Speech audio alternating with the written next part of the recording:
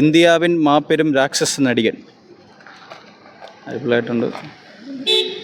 പാലരാവര യൂണിറ്റിൻ്റെ ആണല്ലേ? എല്ലാ യൂണിറ്റും ഉണ്ടോ?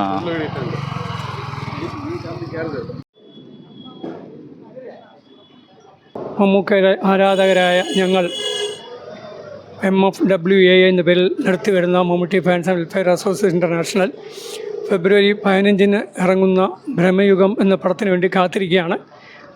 ഞങ്ങൾ മാത്രമല്ല, കേരളം ഉൾപ്പെടെ ലോകം മുഴുവൻ കാത്തിരിക്കുന്ന ഒരു സിനിമയാണ് ബ്രഹ്മയുഗം.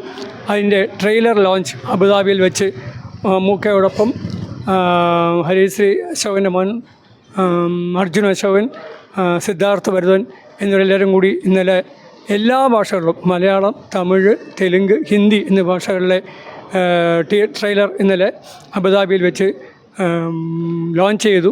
അതിന് ഗ്ലോബൽ ലോഞ്ച് ഇന്നലെ അബുദാബി വെച്ചായിരുന്നു.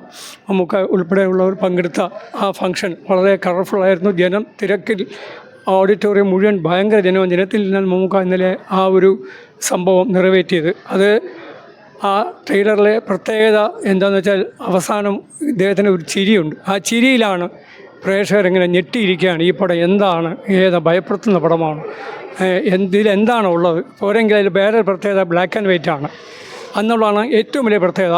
ഈ ഒരു ഇടക്കാലത്തിന് ശേഷം, ഇടക്കാലം എന്നല്ല, വർഷങ്ങൾക്ക് ശേഷം ബ്ലാക്ക് ആൻഡ് വൈറ്റിൽ ഒരു പടം വരിക എന്ന് പറഞ്ഞാൽ എല്ലാവരും അതിശയമാണ്. ഈ ബ്ലാക്ക് ആൻഡ് വൈറ്റ് എന്തിനാണ് ഇത്രയും കളർ ഉള്ളപ്പോൾ എന്തിനാണ് ബ്ലാക്ക് ആൻഡ് വൈറ്റ്? അപ്പോൾ ആ കഥാഗതിക്കനുസരിച്ച് ഉള്ളതായിരിക്കാം അങ്ങനെ ഒരു റീമേക്ക്, ഈ ഒരു ബ്ലാക്ക് വൈറ്റ് ടോണിൽ ആ പടം എടുക്കില്ല, ചുമ്മാ എടുക്കില്ലല്ലോ. അത് മമ്മൂക്ക ആകുമ്പോൾ തീർച്ചയായിട്ടും അതൊരു വ്യത്യസ്തത ഉണ്ടാവും.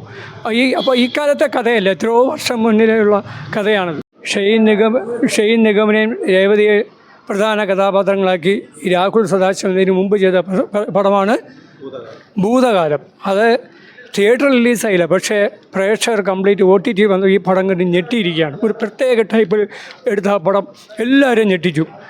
ആ ഒരു ഇതിലായിരിക്കണം മമ്മൂക്ക ഇദ്ദേഹത്തിന് നല്ലൊരു വ്യത്യസ്ത വേഷത്തിലൊരു പടം ഒരു വ്യത്യസ്ത രീതിയിൽ ചെയ്യാൻ വേണ്ടി ഡേറ്റ് കൊടുത്തത്. അല്ലെങ്കിൽ മമ്മൂക്ക ഇപ്പോൾ ചെയ്യുന്ന പടങ്ങളും വളരെ വ്യത്യസ്തവും ജനപ്രീതി അടിച്ച പടങ്ങളാണ്. അതിൻ്റെ കൂട്ടത്തിലാണ് ഈ ബ്രഹ്മയുഗം എന്ന പടം റിലീസ് ചെയ്യുന്നത്. അതിൻ്റെ ട്രെയിലർ നമ്മൾ കണ്ട് ഞെട്ടിയിരിക്കുകയാണ്.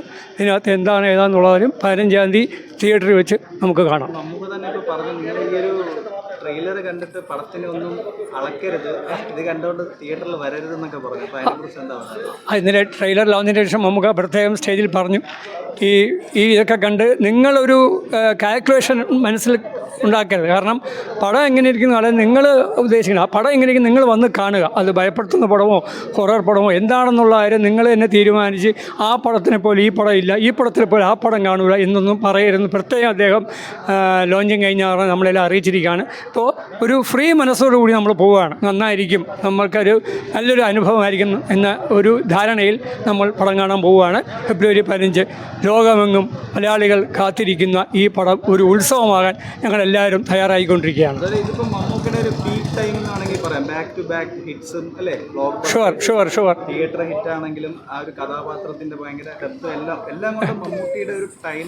അതെ ഈ വർഷം ആദ്യം റിലീസ് ഓസർ സൂപ്പർ ഹിറ്റ് ഇപ്പോഴും ഓടിക്കൊണ്ടിരിക്കുകയാണ്. മമ്മൂക്ക നല്ലൊരു പ്രത്യേക ഒരു റോളിൽ അഭിനയിച്ച ഒരു പടമാണ്.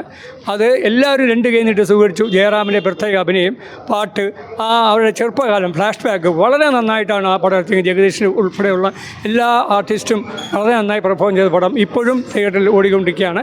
അടുത്ത പടം ബ്രഹ്മയുഗം റെഡിയായിരിക്കുകയാണ് ഫെബ്രുവരി 15 റിലീസ് ചെയ്യാൻ. മമ്മൂട്ടിയുടെ ഇപ്പോഴത്തെ ഒരു സ്ക്രിപ്റ്റ് സെലക്ഷനെ കുറിച്ച് എന്താണ് പറയാനുള്ളത്? സ്ക്രിപ്റ്റ് സെലക്ഷൻ പ്രത്യേകം പറഞ്ഞിട്ടില്ല, അത് പുള്ളി തന്നെയാണ് അത് ചൂസ് ചെയ്യുന്നത്. കാര്യം പല നടന്മാരും നമ്മൾ മാനേജറിനെ കൊണ്ടോ അല്ലെങ്കിൽ വേണ്ടപ്പെട്ട ആൾക്കാരെ കൊണ്ടോ വായിച്ച് നോക്കിയിട്ടൊക്കെയാണ് സ്ക്രിപ്റ്റ് ചൂസ് ചെയ്യുന്നതെന്നൊക്കെയാണ് പറയുന്നത്. അപ്പം മമ്മൂക്ക എങ്ങനെയാണ് ഇത് സ്ക്രിപ്റ്റ് ചൂസ് ചെയ്യുന്നത്? നമുക്ക് ക്ലിയറായിട്ട് അറിയില്ല. പക്ഷേ പുള്ളി എന്തായാലും സ്ക്രിപ്റ്റിൽ ശരിക്കും കണ്ണോട്ടിക്കുന്നുണ്ട്, അതിന് വേണ്ടതെല്ലാം ചെയ്യുന്നുണ്ട്. അതുകൊണ്ടാണല്ലോ പടങ്ങൾ വ്യത്യസ്തമായിട്ട് വരുന്നത്. അതിൻ്റെ ശരിയായിട്ടുള്ള പടത്തിൻ്റെ വിജയവും പലതും പല ജോണറാണ്, നേരെ കോൺട്രാസ്റ്റ് ആയിട്ടുള്ള പല. അതെ കാതലിൻ്റെ പടം, ആ ക്യാരക്ടർ എന്താ ക്യാരക്ടർ ആരെങ്കിലും ഇപ്പോൾ ഈ സിനിമാ ലോകത്ത് ആരും ചെയ്യില്ല അങ്ങനെ ഒരു പടം ഇല്ലേ. ആ പടം എത്ര മനോഹരമായിട്ടാണ് ചെയ്തു വെച്ചിരിക്കുന്നത് ഇല്ലേ. നമ്മൾ കണ്ടതാണ് ആ പടത്തിൻ്റെ സൂപ്പർ ഹിറ്റ് വിജയം. എന്നതുപോലെ തന്നെ എല്ലാ പടവും വളരെ വ്യത്യസ്തമാക്കാൻ അദ്ദേഹം ശ്രമിക്കുന്നുണ്ട്. Okay, sure.